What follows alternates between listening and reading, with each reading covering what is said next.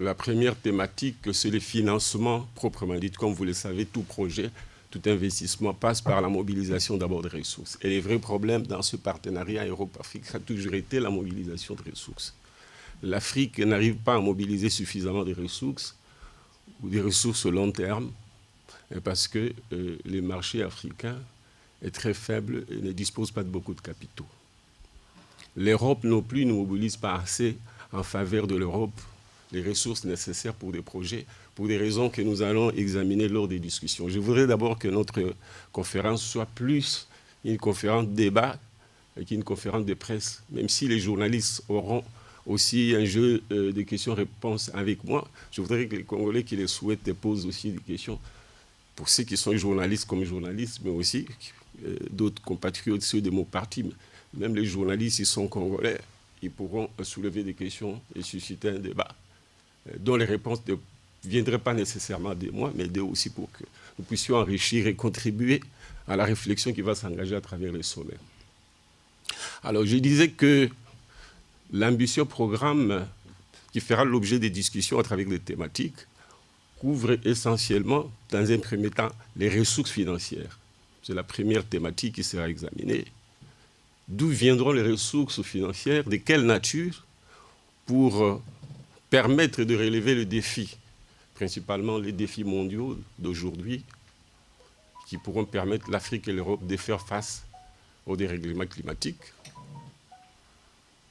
à la crise sanitaire actuelle, mais aussi aux questions sociales liées à la démographie qui fait, comme vous le savez, beaucoup de chômage, beaucoup de souffrances, beaucoup d'émigration, les mouvements migratoires dont s'est plaint l'Europe. Comment les arrêter grâce à ces programmes-là? Donc il faut mobiliser les ressources, c'est la première thématique. La deuxième thématique, elle est économique. Quels sont les projets, quels sont les projets concernés? Principalement, d'abord les infrastructures. Il faut construire des infrastructures pour développer l'Afrique, mais financer aussi des infrastructures en Europe pour faire face au dérèglement climatique. La troisième thématique, c'est le soutien à l'économie proprement dit, l'économie production, parce que les infrastructures, c'est par la production des richesses. Les infrastructures, c'est un moyen. Quelles sont les activités économiques du secteur privé? Il y a l'agriculture, il y a l'industrie. Ces activités sont aussi concernées par le paquet des investissements. Ça, c'est sur le plan économique.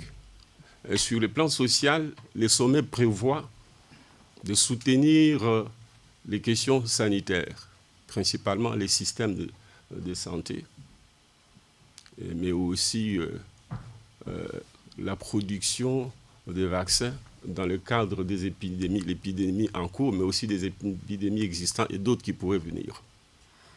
Alors, sur le plan social aussi, il est prévu l'éducation, de soutenir l'éducation générale, mais aussi l'éducation en termes de formation socio-professionnelle. La troisième série d'investissements concerne aussi les questions strictement régaliennes, c'est-à-dire la stabilité des institutions. Seront regardées comment faire en sorte que l'Afrique désormais ait des institutions stables, mais aussi comment soutenir la sécurité. Vous savez que ça ne sert à rien d'espérer développer l'Afrique, mobiliser les ressources si dans l'entretemps on ne règle pas la question de la sécurité. Le Congo, la région des Grands Lacs, vous savez ce qui s'y passe. Les Sahel, vous savez ce qui s'y passe. Il faut que le partenariat règle cette question, d'où il est prévu par les sommets, d'après les éléments évidemment publiés par la presse, il est prévu aussi qu'on puisse parler de la sécurité, qu'on puisse parler aussi de la stabilité des institutions en Afrique. Parce que quand un investisseur vient, il vient investir, c'est pour 3 ans, 4 ans, 5 ans, et il doit récupérer sur 10 ans, 15 ans, il doit s'assurer qu'il y aura stabilité, qu'il y aura sécurité. Enfin, toujours dans le cadre régalien, il est prévu le soutien à la gouvernance, à la bonne gouvernance. S'il n'y a pas un bon climat d'affaires, s'il y a corruption, s'il y a détournement des ressources, S'il n'y a pas de transparence dans la gestion, ça ne sert à rien. Et donc, le sommet veut prendre à bras le corps cette problématique de la bonne gouvernance. Voilà plus ou moins ce que le sommet prévoit. La discussion que je voudrais avoir avec vous, de la presse, mais aussi les compatriotes qui sont ici dans la salle, c'est de savoir est-ce qu'il y aura succès ou échec de ces sommets. Il y aura succès du sommet. Est-ce qu'il y aura succès ou échec du partenariat? Peut-être que le partenariat, puisqu'il existe toujours et que maintenant seulement on veut le renouveler et le renforcer, mais est-ce que le partenariat, qui n'est pas en lui-même un objectif mais un moyen, pourra donner des résultats? Quels résultats? Évidemment, le sommet prévoit.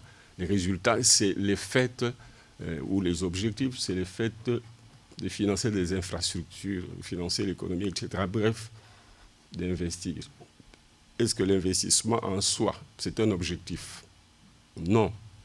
Oui, dans la mesure où c'est un objectif transitoire, mais il ne suffit pas d'investir. Encore faut-il que le peuple africain, les États africains, nous aussi, les États européens, trouvent leur compte et qu'il y ait des transformations sur le plan social en termes de bien-être matériel pour mettre fin à la pauvreté, au chômage, au mouvement migratoire que nous déplorons tous, et permettre aussi à l'Europe de se sauver. Parce que nous avons dit que les investissements se feront, ce partenariat a pour objectif, pour l'Europe et pour l'Afrique, de se tenir prêts et affronter les défis mondiaux, dont celui du dérèglement climatique, mais aussi celui de la prochaine guerre. Ça fait partie, je n'ai pas épinglé ça au départ, la prochaine guerre en perspective entre l'Occident et l'Orient pour les matières premières, toujours en Afrique. D'où l'intérêt pour l'Europe, qui a l'avantage d'avoir un partenariat privilégié avec l'Afrique, en ce que historiquement, ces deux continents sont les voisins les plus proches, mais historiquement aussi, on a une même histoire. Donc il faut que l'Europe en profite. Est-ce qu'il y aura succès? Des hypothèses que nous allons soumettre à la discussion sont possibles. La première hypothèse, c'est la réussite et les succès. Pas parce que les investissements auront été financés, mais aussi et surtout parce qu'il y aura des résultats sur le plan social pour les populations respectives des deux continents. Ça, c'est les scénarios de succès qui supposent ou présupposent que les deux continents vont exploiter les opportunités qui existent entre eux.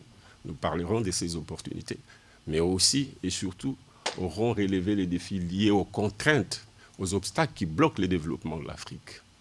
Nous en parlerons, les différents obstacles, nous les connaissons tous. Ça, c'est les scénarios du succès. Exploitation des opportunités complémentaires, des réformes pour transformer l'Afrique ou les États africains en démocratie, etc. Travailler à la sécurisation et à la stabilité des institutions. La deuxième hypothèse, c'est celle de l'échec. L'échec est toujours une hypothèse possible et très probable même d'ailleurs, mais ça signifie qu'il y aura échec du partenariat en termes de résultats si l'Occident continue à rester dans le même logiciel qui veut que finalement c'est le capitalisme qui vient chercher les ressources naturelles en maintenant l'Afrique dans la division. À l'époque, nous, de gauche, nous appelions ça la division internationale du travail, qui fait que l'Afrique soit tout simplement un réservoir de matières premières, mais aussi un espace où on vient écouler les produits finis de l'Occident. Et l'Afrique, se développant pas, les capitalismes cherchent toujours à accumuler la richesse et ne continuent pas les réinvestissements pour développer l'Afrique. Bien sûr qu'il y a aussi l'Afrique elle-même qui pourra contribuer à cet échec avec la gouvernance actuelle. Et donc, voilà les discussions que je vous propose, qui consistent à dire comment y aura-t-il succès et comment il y aura succès? Y aura-t-il échec? Comment il y aura échec et pourquoi il y aura échec? Mais s'il y a échec ou succès, quelles seront les conséquences pour l'Europe pour l'Afrique dans le contexte international d'aujourd'hui, où il y a la guerre entre l'Occident et l'Orient. Voilà la discussion que je vous propose à avoir. Je pense qu'à travers vos questions, ou l'échange questions-réponses, nous permettront de développer et cela ensemble. Je vous remercie.